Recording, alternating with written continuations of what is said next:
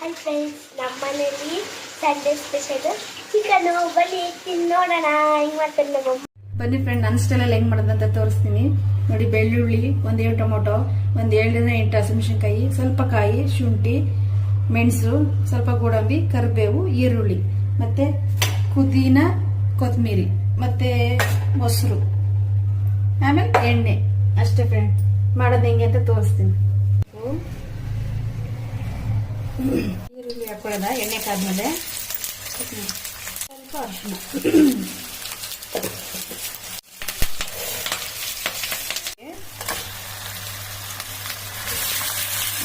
ಉಪ್ಪಿಡಬೇಕಲ್ವಾ, ಅದಕ್ಕೆ ಸ್ವಲ್ಪ ಉಪ್ಪು ಹಾಕೋಣ. ಮಾಡು